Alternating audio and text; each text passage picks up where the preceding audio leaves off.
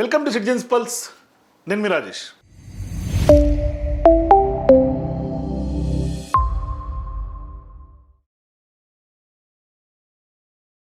గత 2 రోజులుగా తెలంగాణ రాష్ట్ర రాజకీయాల్ని పవన్ కళ్యాణ్ చేసినటువంటి వ్యాఖ్యలు షేక్ చేస్తున్నాయని చెప్పుకోవాలి. మరోవైపు ఆయన చేసినటువంటి వ్యాఖ్యలు కేవలం ఒకే ఒక రోజులో ఎప్పుడైతే మీట్ ద ప్రెస్లో VRS party working president KTR గారు మాట్లాడారో, తర్వాత తెలంగాణ సమాజం నుంచి వచ్చినటువంటి రివోల్ట్ను చూసినా, లేకుంటే ఇక్కడ ఉద్యమం నుంచి తెలంగాణ ఏర్పాటును కూడా ఆయన కొంత కించపరిచినట్టుగా మాట్లాడినటువంటి విధానం పట్ల పెద్ద ఎత్తున తిరుగుబాటు ఎదురైంది. సో ఒక్కసారిగా పవన్ కళ్యాణ్ ఆంధ్రాలో మాట్లాడినటువంటి తీరుకి, మొన్న ఒక రోజు ముందు తెలంగాణలో మాట్లాడినటువంటి తీరుకి చాలా ఎంటైర్ డిఫరెంట్ అని చెప్పుకోవాలి. అంటే కంప్లీట్ ఆయన బాడీ లాంగ్వేజ్ తీసుకున్నా, టెంపో తీసుకున్నా, లేదంటే కనుక ఆయన వాడినటువంటి పదజాలం తీసుకున్నా ఒక్కసారిగా తోక ముడిచాడా పవన్ కళ్యాణ్ అని అనిపిస్తోంది. మరి ఆయన ఏమంటున్నాడు, ఒక్కసారిగా కాడెత్తేసేసాడు. మా క్యాడర్ 12 ఏళ్ళ నుంచి నన్ను రమ్మని బతిమలాడుతున్నారు, అందుకే నేను వెళ్ళాను తప్పితే నాకేమీ వేరే ఉద్దేశం లేదు, నన్ను అంటారని తెలుసు నాకు, అయినా కూడా వెళ్ళాను అని. సో ఇప్పుడు అసలైనటువంటి రాజకీయ రంగు పవన్ కళ్యాణ్ది బయటపడినట్టుగా చెప్పుకోవచ్చు. ఎందుకంటే ఇప్పటికే పెద్ద ఎత్తున రాజకీయ వర్గాల్లో డిస్కషన్ ఏంటంటే కథ, స్క్రీన్ ప్లే, దర్శకత్వం అంతా కూడా ఒకవైపు కూటమి నాయకులుగా ఉన్నటువంటి చంద్రబాబు నాయుడు గారిది, అట్లాగే నరేంద్ర మోదీ గారిది అని. సో ఇప్పుడు ఎన్డీఏ కూటమి పెద్ద ఎత్తున తెలంగాణలో ఎత్తుగడ వేసేందుకు భారీ స్థాయిలో ఇవాళ తెలంగాణ రాజకీయాల్లోకి అడుగు పెట్టేందుకు, పెత్తనం చెలాయించేందుకు వస్తున్నారు అని స్పష్టంగా అర్థమవుతుంది. దానికి ఇక్కడ తెలంగాణ సమాజం నుంచి రివోల్ట్ ఎదురైంది. మరోవైపు పవన్ కళ్యాణ్ ఎట్లా వస్తారో అంటూ కూడా పెద్ద ఎత్తున ఇదేమి మీ అయ్యే జాగీర్ కాదంటూ కూడా పెద్ద ఎత్తున తిరుగుబాటు ఎదురైంది. ఇది ఖచ్చితంగా భూమి పుత్రులకు సంబంధించినటువంటి జాగీరే అని ఎప్పుడైతే కేటీఆర్ గారు మాట్లాడారో, సరే సోదర భావం ఉంటే ఉండొచ్చు, మేమంతా అన్నదమ్ములుగా ఉంటాం, మరోవైపు ఆయన మా ఇంటికి వస్తే మేము ఖచ్చితంగా బిర్యానీ పెట్టి ఆదరిస్తాం తప్పితే ఆయన మా సచివాలయంకి వచ్చో రాజకీయంగా ఇక్కడ నుంచి పెత్తనం చేస్తే ఇక్కడ ఎవరు ఊకోరు అంటూ కూడా ఇచ్చినటువంటి వార్నింగ్కి ఒక్కసారిగా దెబ్బ పవన్ కళ్యాణ్ తగిలేదని చెప్పుకోవాలి. అంటే ఆయన ఎప్పుడైతే ఇక్కడ పెద్ద ఎత్తున నవనిర్మాణ సభ పేరుతో సభ తలపెట్టే ప్రయత్నం చేసినప్పటికి కూడా ఒకసారిగా బూమరాంగ్ అయిపోయింది. మొత్తం పొలిటికల్ సినారియో బూమరాంగ్ అయింది. అట్లాగే పెద్ద ఎత్తున పూర్తి స్థాయిలో తిరుగుబాటు ఎదురైంది. మరోవైపు పెద్ద ఎత్తున వ్యతిరేకంగా మారినటువంటి పరిస్థితి. ఏకంగా ఇప్పుడు పవన్ కళ్యాణ్ సంబంధించినటువంటి జనసేన నాయకులు ఏకంగా సీఎం రేవంత్ రెడ్డి గారికి వార్నింగ్ ఇచ్చినటువంటి నేపథ్యం. ఇప్పుడు ఆ వార్నింగుల మీద, తిట్ల దండకం మీద కూడా కొంత కేసులు నమోదు చేయాలనే ఆలోచన కూడా ప్రభుత్వం ఉంది. అయితే ఇక్కడ ఒక్కనే రోజుకే ఎప్పుడైతే కేటీఆర్ గారు మాట్లాడారో ఆ ఒక్క రోజుకే పవన్ కళ్యాణ్ మొత్తం స్టైల్ అంతా మార్చేసి యూటర్న్ తీసుకొని మొత్తం జనసేనకు సంబంధించి ఇక్కడేమో బల్ల గుద్ది చెప్తున్నా, నేను ఖచ్చితంగా పోటీ చేస్తాను, నేను తెలంగాణలో ఉంటా, తెలంగాణలో జనసేన ఉంటే తప్పేంటి, ఇది ఎవరు జాగీరు కాదు, ఇది ఖచ్చితంగా తెలంగాణలో జనసేన పోటీ చేస్తుంది, ఎవరు మద్దతు ఇచ్చినా ఇవ్వకున్నా మేము ఉంటాం, పోటీ చేస్తామని పెద్ద ఎత్తున చెలరేగి విర్రవీగినటువంటి పవన్ కళ్యాణ్ ఒక్కసారిగా ఆంధ్రప్రదేశ్ పోగానే పొట్టి శ్రీరాములు విగ్రహం సంబంధించినటువంటి నివాళులు అర్పించి ఒక్కసారిగా ఆయన ఏం మాట్లాడారు చూడండి. సార్ నాకు నిజంగా తెలియదు సార్, ప్రాబ్లం నేను నిజంగా చెప్తాను కదా, నాకు మా వాళ్ళు పోరు పెడితే వెళ్ళాను సార్ నేను. అంతే, వాళ్ళ పోరు పెడితే వెళ్ళాడు తప్పే తెలంగాణకి. ఈయనకి ఎక్కడ కూడా తెలంగాణ మీద ప్రేమ లేదు, తెలంగాణకు సంబంధించి ఏమీ లేదు, అయిపోయింది. ఒకప్పుడేమో ఇక్కడికి వచ్చినప్పుడేమో మొన్న ఒక్కరోజు క్రితమే జాతీయ గీతం పాడాలంటే పాడాలన్నటువంటి పరిస్థితి అయిపోతుంది, ప్రాంతీయ భావం ముదిరిపోతుంది అని ఇష్టం వచ్చినట్టుగా తెలంగాణ ఏర్పాటును కూడా అవమానకరంగా మాట్లాడినటువంటి పవన్ కళ్యాణ్ కేవలం ఒక్క రోజులోనే ఎంత స్థాయిలో రివర్స్ అయ్యాడు చూడండి. అంటే ఆయన ఎప్పుడైతే గతంలో మాట్లాడినటువంటి ఆయన మాటలకే కాంట్రడిక్టరీగా జాతీయ గీతం సంబంధించి ఆయన మాట్లాడినటువంటి వ్యాఖ్యల్ని పెద్ద ఎత్తున ట్రోల్ చేశారు. అట్లాగే ప్రాంతీయ భావం సంబంధించి కూడా తెలంగాణ వాళ్ళు చాలా బలంగా ప్రాంతీయ భావం ఉంటుంది, ఆంధ్రాకు సంబంధించినటువంటి వాళ్ళకి ఉండదు అని మాట్లాడారు. అది అసెంబ్లీలో మాట్లాడారు. ఇట్లా వరుసపెట్టి పవన్ కళ్యాణ్ గతంలో మాట్లాడినటువంటి మాటలకి, మొన్న మాట్లాడినటువంటి మాటలకి ఎప్పుడైతే విపరీతమైనటువంటి ట్రోల్స్కి గురయ్యాడో, ఎప్పుడైతే విపరీతమైనటువంటి తిరుగుబాటుకు గురయ్యాడో ఒక్కసారిగా మాట మార్చేశాడు పవన్ కళ్యాణ్. అంటే ఊసరవీళ్ళలాగా రంగులు బయటపడినటువంటి పరిస్థితి మనకు కనిపిస్తుంది. మా వాళ్ళు 12 సంవత్సరాల నుంచి అడుగుతున్నారు. నేను నాకు తెలుసు వెళ్తే ఏదో ఒకటి అంటారు, మళ్ళీ నాకు ఎందుకు అని చెప్పి నాకు కూర్చో 12 సంవత్సరాలు వెయిట్ చేసిన తర్వాత పుష్కర్ కాలం తర్వాత అంత ద్వేషం ఉండదని అనుకున్నాను. మా వాళ్ళు అడిగితే ప్రేమగా వెళ్ళాను. దానికి నాకు నిజంగా సభకి అనుమతి ఇచ్చుంటే చాలా ఈజీ చిన్నగా అయిపోయేదేమో నాకు అదే అనిపిస్తుంది. అంటే సభ ఇచ్చుంటే చిన్నగా అయిపోయేదేమో, అది ఇవ్వలేదు కాబట్టి పెద్దగా అయ్యింది అనేది ఆయన ఉద్దేశం.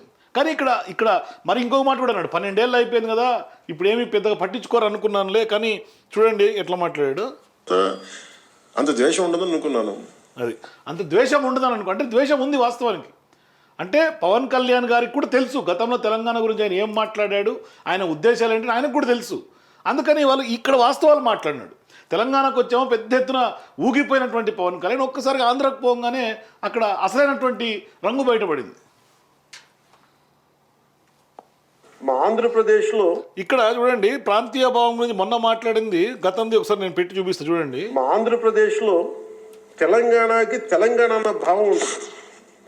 మా ఆంధ్రప్రదేశ్కి దురదృష్టం ఏంటో దౌర్భాగ్యం తెలియదు. మాకు ఎప్పుడు కులాల భావం తప్ప మేము ఆంధ్రులు అనే భావన మాకు లేదు. ఇలా మాట్లాడితే రేపు పొద్దున ఇలాంటి వదిలేస్తే ఏమవుతాయంటే వందే మాత్రం పాడనని చెప్తారు, జనగణమన పాడనని చెప్తారు. ఎందుకంటే బెంగాలీలో ఉంది, మేము పాడమంటారు. ఇలాగే వదిలేస్తే చూడు, గతంలో ఆయనేమో ప్రాంతీయ భావం గురించి జై ఆంధ్ర ఆంధ్ర అనే ఒక సెంటిమెంట్ లేదు అని ఆయన గతంలో అసెంబ్లీలో మాట్లాడినటువంటి వీడియో. మరి ఇవాళ తెలంగాణలో ప్రాంతీయ భావము సెంటిమెంట్, తెలంగాణ సెంటిమెంట్ ఉన్నటువంటి నేపథ్యం ఇక్కడేమంటున్నాడు, వీళ్ళని ఇట్లాగే వదిలేస్తే జనగణమన పాడరు, వందే మాత్రం పాడరు అంటూ కూడా అవహేళనగా మాట్లాడు. ఇక్కడెక్కడ కూడా నిజంగా వాస్తవానికి కేటీఆర్ గారు చెప్పినట్టుగా ఇక్కడ ఎవరో నేర్పితే తెలంగాణకు సంబంధించినటువంటి పౌరులకి దేశభక్తి పాఠాలు నేర్చుకోవాల్సినటువంటి అవసరం. ఇక్కడ బ్లడ్లోనే ఉంది పోరాటం అన్నది, పోరాట పటిమ ఉంది. ఎన్నో ఉద్యమాలు, పోరాటాలు, త్యాగాల ఫలితం తెలంగాణ రాష్ట్రం. కాబట్టి ఇవాళ పవన్ కళ్యాణ్ గారు వచ్చి దేశభక్తికి సంబంధించినటువంటి పాఠాలు నూరిపోస్తే ఇక్కడేమీ వర్కౌట్ అయ్యే పరిస్థితి లేదు ఆయనకి. అంటే గతంలో ఆయన కూడా దేశభక్తి గీతాన్ని ఏదైతే జనగణమన ఉంటుందో దాన్ని కూడా అవహేళనగా సినిమా థియేటర్లో పాడినటువంటి, అంటే సినిమాల ముందు వేస్తారు కదా జనగణమన పాట, అప్పుడు అందరూ నించుంటారు కదా, ఆ నించున్న దాని మీద కూడా గతంలో ఇదే పవన్ కళ్యాణ్ గారు వివాదాస్పదంగా మాట్లాడినటువంటి వ్యాఖ్యలు కూడా ఉన్నాయి. కాబట్టి పవన్ కళ్యాణ్ గారు ఒకసారి ఆలోచన చేసుకోవాల్సినటువంటి అవసరం ఉంది. ఒకసారి ఈ ప్రాంతీయత అనే భావం గనక ఎక్కువైపోయి జాతీయ సమగ్రతకి విభేదం కలిగితే వన్ డే దిల్ సే we don't like to sing Vande Mataram. నిజంగా అంత స్థాయిలో ఇక్కడ అంత స్థాయిలో నిజంగా కూడా దేశ సమగ్రతకు దెబ్బతీసేంత పరిస్థితులు ఎక్కడ ఉన్నాయి?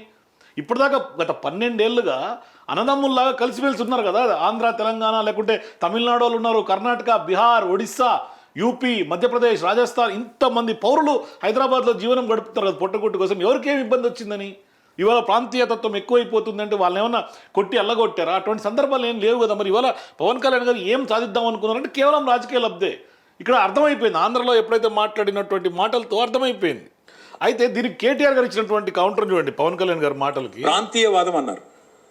ప్రాంతీయవాదం ఉగ్రవాదం కంటే ప్రమాదం ఏదో అన్నాడు ఆయన.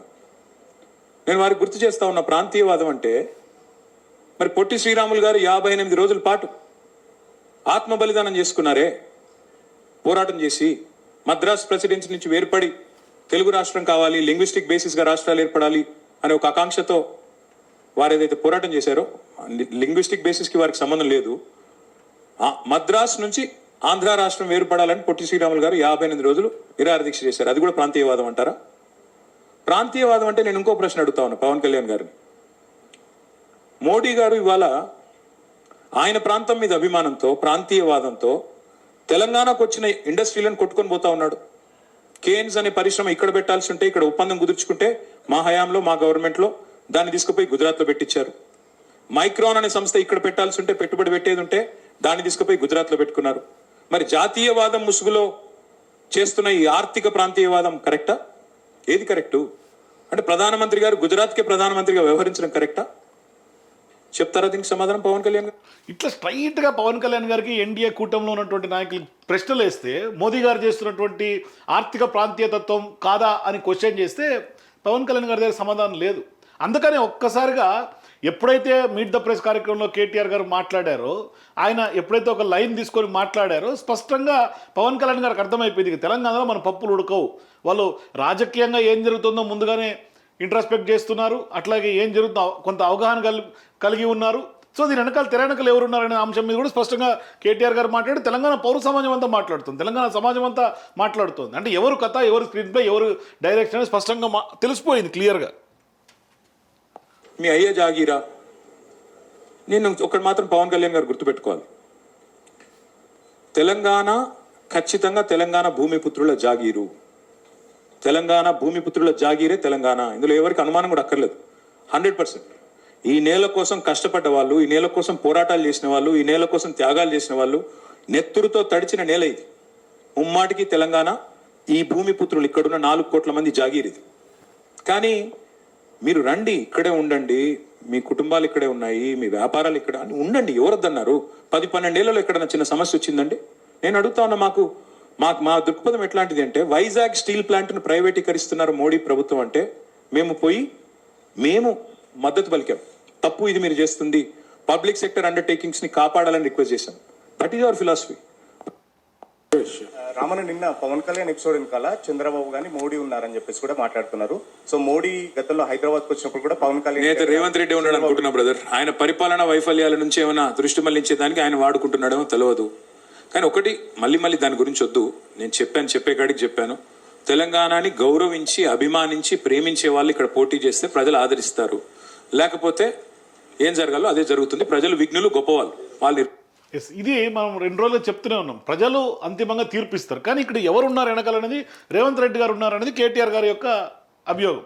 కానీ ప్రజలు ఏమనుకుంటున్నారు, మొత్తం ఎన్డీఏ కూటమిలో ఉన్నటువంటి నాయకులు ఇక్కడ ఆల్రెడీ ఇప్పటికే ఆంధ్ర పాలకులు, ఆంధ్ర నాయకులు అందరూ కూడా కొంతమంది ఏమంటున్నారు అంటే, అక్కడ కూడా రేవంత్ రెడ్డి గారి వెనకాల కూడా మళ్ళీ ఎన్డీఏ స్క్రీన్ ప్లే ఉంది. అంటే కథ ఒకరిది, స్క్రీన్ ప్లే ఒకరిది, దర్శకత్వం ఒకరిది, ఆఖరికి నటించినటువంటి నటుడు పవన్ కళ్యాణ్ గారు. ఎందుకంటే ఆయన ఆంధ్రప్రదేశ్లో మాట్లాడినటువంటి వ్యాఖ్యలు చూస్తే అర్థమైపోతుంది. కేటీఆర్ గారు నాకు చాలా మంచి బ్రదర్ కైండ్ రిలేషన్షిప్. మా ఇద్దరికి అనేక సందర్భాల్లో కలిసాం. మా ఇద్దరికి చాలా పరస్పర ఇష్టాలు ఉన్నాయి. పాలసీల్లో ఒక మాట అటు ఉంటుంది ఇటు ఉంటుంది, కానీ ఆయన ఏమన్నారు నేను చూడలేదు. నాకు తెలిసి ఆయన తప్పుగా ఏం మాట్లాడుకుంటున్నా తెలుసు, అదే అనుకుంటున్నాను. అయిపోయింది. కేటీఆర్ గారు తప్పేం మాట్లాడలేదు, అంత కరెక్టే మాట్లాడారు. నాకు తెలిసి మా ఇద్దరి మధ్య బ్రదర్ కైండ్ ఆఫ్ రిలేషనే ఉంది అని ఒప్పేసుకున్నాడు. ఇక్కడ ఎవరు ఏంటి అనేది పవన్ కళ్యాణ్ గారు చెప్పాలి. ఇక్కడ వచ్చి మాట్లాడినటువంటి పవన్ కళ్యాణ్ గారిని, ఒక రోజు తర్వాత మాట్లాడినటువంటి పవన్ కళ్యాణ్ గారిని ఎట్లా అర్థం చేసుకోవాలా? మరి గతంలో మాట్లాడిన సనాతన ధర్మం మాట్లాడినటువంటి ఆయన, గతంలో మార్క్సిస్ట్ సిద్ధాంతాలు, లేదంటే అక్కడ చగువీరా బొమ్మతో వచ్చినటువంటి పవన్ కళ్యాణ్ గారిని ఎట్లా అందరూ అర్థం చేసుకున్నారో సేమ్ ఇదే పరిస్థితి. అంటే అవకాశవాది రాజకీయాలకు కేర్ ఆఫ్ అడ్రస్గా ఎవరైనా ఉన్నారు అంటే గతంలో ఎవరుండే మనందరికీ తెలుసు. ఇప్పటికైతే పవన్ కళ్యాణ్ గారు కనిపిస్తూ ఉన్నారు. ఆయన ఒక ఆదర్శంగా, ఎథిక్స్ లేకుండా, రాజకీయాల్లో ఒక రోడ్ మ్యాప్ క్లియర్గా లేకుండా, అంటే ప్రజలు ఎట్లా మాట్లాడినా ఆదరిస్తారులే అనుకుంటే అది ఖచ్చితంగా కొంత అవివేకం అవుతుంది. అది అంత మేము ఏది చేసినా చెల్లుబాటు అవుతుందంటే రాజకీయ నాయకులకి ఏది చేసినా చెల్లుబాటు అయ్యే పరిస్థితి ఏమి ఉండదు. అంతిమంగా ప్రజలు తీర్పు ఇవ్వాల్సినటువంటి పరిస్థితి ఉంది. సార్, మీకు మన దురదృష్టం ఆంధ్ర వాళ్ళకి ఏంటంటే ఏ భావన ఉందో ఎవరికి తెలియదండి కదా. నాకు నిజంగా తెలంగాణ ప్రజలను చూస్తే ఎందుకు ముచ్చటేస్తుంటే, తెలంగాణ అనే భావన ఉంటుంది. తమిళియన్స్కి, తమిళ్ వాళ్ళకి అని ఉంటుంది, గెలవాలని ఉంటుంది. ఆంధ్రాకి సబ్ రీజనలిజం ఎక్కువ, లేస్డ్ విత్ కాస్ట్. అందుకు ఇక్కడికి వచ్చి పెట్టాం. మీరు అడిగిన ప్రశ్నకి ఎందుకు పెట్టాం ఇక్కడ అంటే, అట్లీస్ట్ మీకు ఏదో ఒక భావన, ఆంధ్ర అన్న భావన ఉంటే మంచిదని. ఇప్పుడు జయమరావతి అంటే ఏమవుతుందో చెప్తాను. ఎందుకు చెప్పాను, ఇది పరిస్థితి. ఇక్కడున్న ప్రాంతీయ భావం ఏమో లాస్ట్కి అది ఎట్లా దారితీస్తుందో తెలీదు. నేషనల్ అంతం పాడరు, లేదంటే కనుక వందే మాత్రం పాడరు అని మాట్లాడినటువంటి పవన్ కళ్యాణ్ గారు ఇప్పుడు అక్కడికి పోయి ఏమంటాడు, ఆంధ్ర వాళ్ళకి ఒక ప్రాంతీయ భావం లేదు, ఆంధ్ర వాళ్ళకి ఏ భావము లేదు అని అక్కడ పోయి మాట్లాడతాడు. ఇక్కడ ఉంటేనేమో తప్పు పడతాడు, అక్కడికి పోయి ఏమో వాళ్ళకి లేదంటాడు. ఎట్లా అర్థం చేసుకోవాలి పవన్ కళ్యాణ్ గారిని? ఈ రెండు కళ్ళ సిద్ధాంతాన్ని ఎట్లా అర్థం చేసుకోవాలి?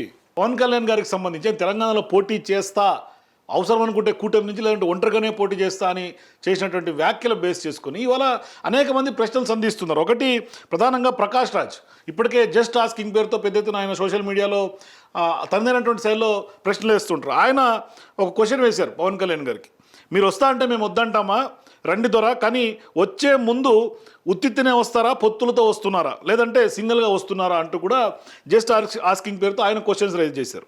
దానికి బండ్ల గణేష్ గారు కౌంటర్ ఇచ్చే ప్రయత్నం చేశారు ట్విట్టర్లో వారి కింద మారిపోయింది ఇప్పుడు.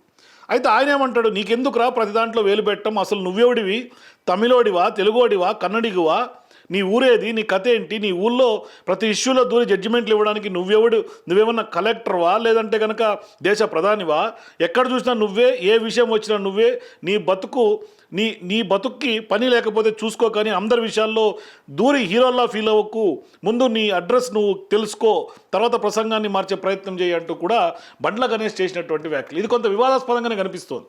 ఎందుకంటే ప్రకాష్ రాజ్ గారు అంటే మనందరికీ తెలుసు, విలక్షణమైనటువంటి నటుడు.